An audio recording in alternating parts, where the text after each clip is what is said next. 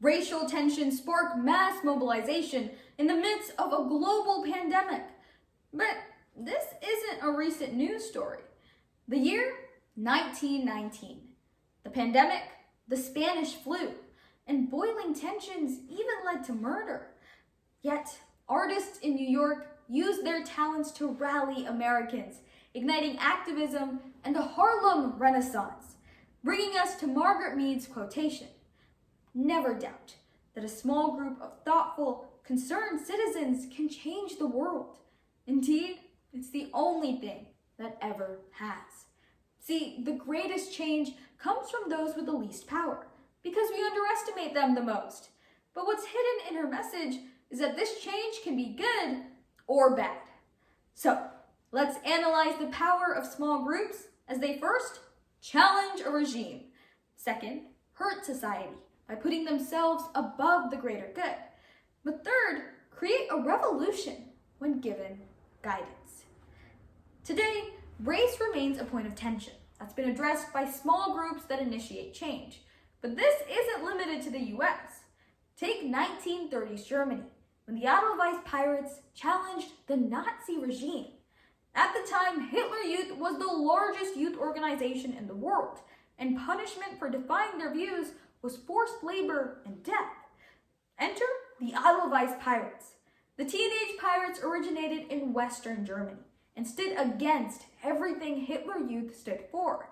They refused to segregate by gender, relished Jewish art, and grew their hair to show individualism. And I guess mullets were all the rage, because they inspired youth across Germany to form their own larger resistances. From aiding Jewish neighbors to assisting deserters, by 1941, their number surpassed Hitler Youth. Because those thoughtful, concerned citizens were underestimated, they could hide in plain sight, and a movement that challenged a regime was born. But recently, when concerned citizens stormed our capital, we were reminded that this power is a double-edged sword. So let's not forget that concerned citizens that put themselves above the greater good can hurt society by analyzing the Salem witch trials. In 1692, two cousins in Massachusetts, Abigail and Betty Paris, began having violent contortions. Luckily, their doctor had the solution: bewitchment. But while Dr. Voodoo was patting himself on the back, the girls who were at the bottom of Puritan society took advantage of this by accusing others of witchcraft. Now, they were thoughtful, going after lowlifes who could be brushed aside as witches before moving on to more respectable individuals. And they were concerned about themselves, specifically accusing those who could take their power. In the end, they sent 25 innocent civilians to death. Because they were underestimated, no one thought to question them until it was too late, and no one imagined the harm they could cause by putting themselves above the greater good.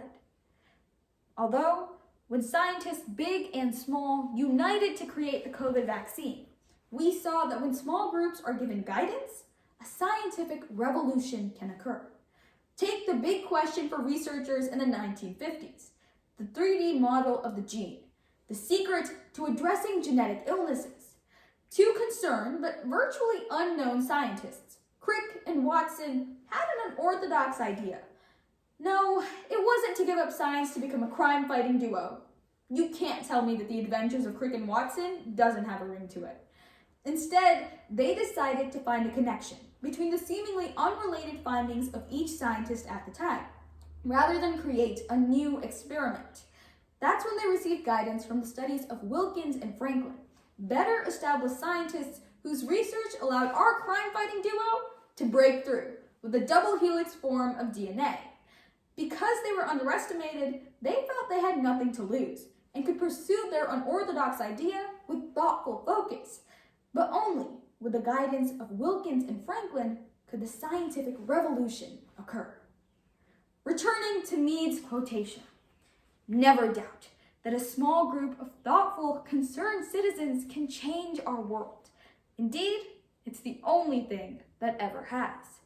We've seen this applied as small groups that have been underestimated, challenge regimes, hurt society, but with guidance created revolutions.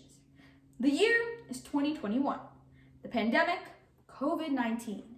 And from resolving racial tensions to storming our Capitol to creating a vaccine, we've seen that each of us, no matter how small, can create change. Whether that's good or bad is up to us.